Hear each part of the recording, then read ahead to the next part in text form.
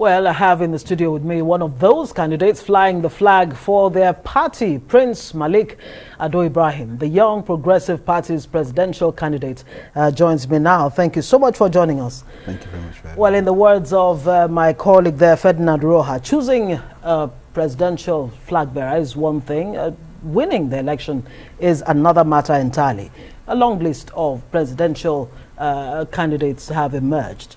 Atiku, Tinubu, of course, Peter Obi, whose popularity seems to be gaining a lot of traction, and of course, Kwankwaso there. What are exactly your chances? I mean, these are well-beaten questions. What are your chances? I'm sure you've heard it several times. But let me quote what you said, that Nigeria can only grow if economic challenges are addressed. What exactly is the strategy that you have to address Nigeria's economic challenges? And do you think that's Nigeria's #1 problem? Well, first of all, thank you for having me. I think where we are as a country has evolved into a bit of a confusing state. And I say that only because we're talking about two parties that, at the best of their abilities, at their heyday, could only muster 28 million votes in a country that had 86 million people registered to vote. 58 million people are on the sidelines. That was 2019.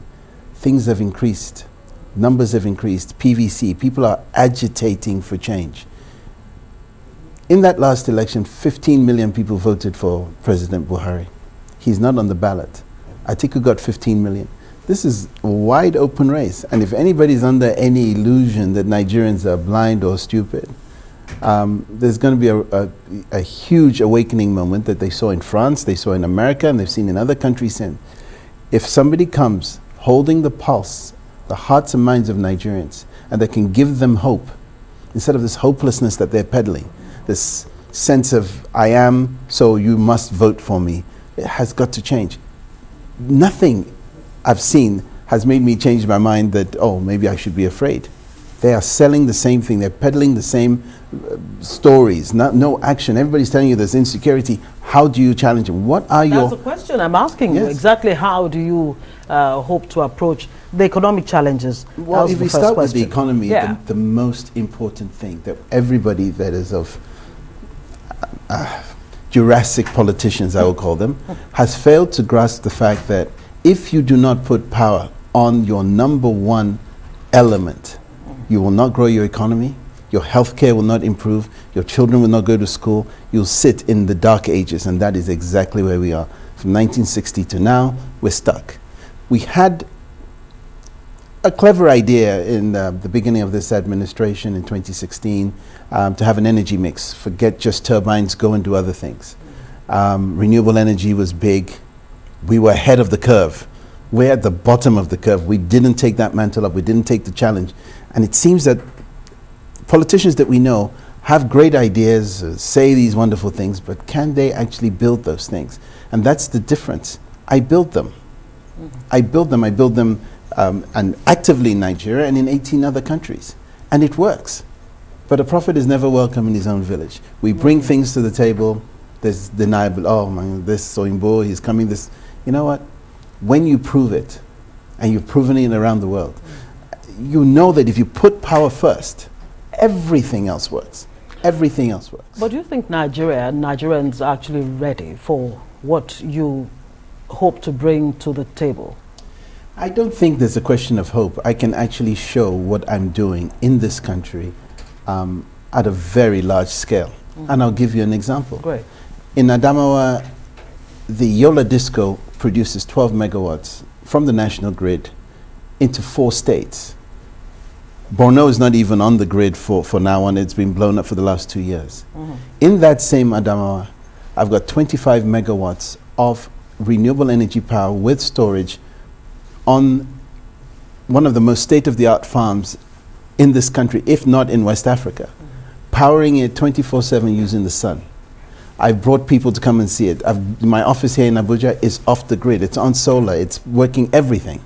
Ministers have come, governors have come. Do you plan to decentralize the power sector? Is that... If you put embedded power where it's needed, the transmission lines don't work. To get that upgraded is going to take forever. We've got the Siemens deal. It's going to take another 10 years. If you took renewable energy and put the power at the point it's needed, you would change the dynamic of Nigeria overnight. Staying on the economy a bit, I mean, fuel queues continue to, you know, line up in Abuja, across the country. Every now and again, it's become almost the norm. You still have a situation where 4 refineries are moribund at best.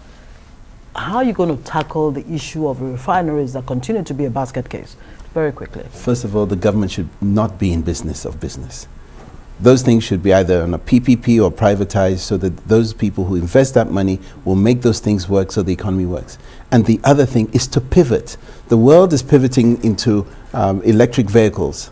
We've got the sun. We're not even using it. Our so-called modern leaders that are going to come and teach us about how they're going to fix the economy don't even know how those things work. That's where Nigeria needs to. We did it with cell phones. Are you going to do away with the refineries, or you're going to, you know, government fix should the ones not that be are using there? its money to fix that kind of thing. Okay. We can hold the asset, but we can bring in partners that will come invest the money to take these things over. And at the worst case, Nigeria needs this money. Sell those and get some kind of off-take deal from the refinery owners, so that we get fed with what the country needs. What we don't use can be exported, and there's a lot of different models for this. All right, let me take you up on another statement, part of your speech. Religious and ethnic diversity as bane of Nigeria's development. You said you will do away with religious and ethnic diversity. Exactly how do you plan to do this? What do you mean by that? Well, are you going to do the Rwanda way, or what? No. I think the most important thing is that we have to have an understanding. If you, as a president of a country, and you come with your religion, and you say, I am a Muslim leader, and you carry that as your mantle of leadership, what happens to the Christians? Are you the president only for the Muslims? We need somebody who has that green, white, green embedded in them, and is not looking at this as some kind of points. It can't be.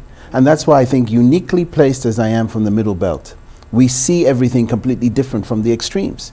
We are the uniters of this country. We're the confluent state.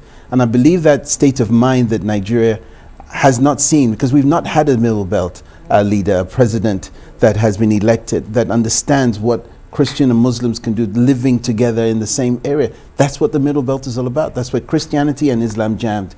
And then that's the kind of leader we want to bring into this. It's interesting you refer to your side of the country as a middle belt and not the north central. Yes.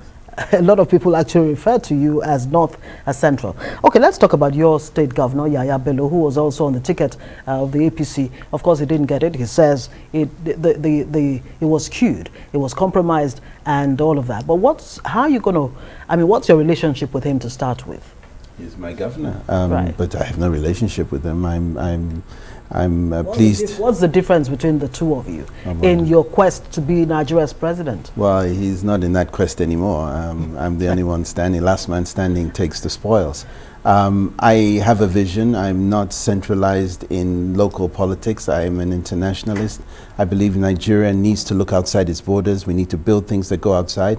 And I think I'm uniquely placed. I ran an agency at the United Nations for some time, developed that agency myself. Yes, it's skewed towards renewable energy, but it gives you insight into what countries are doing.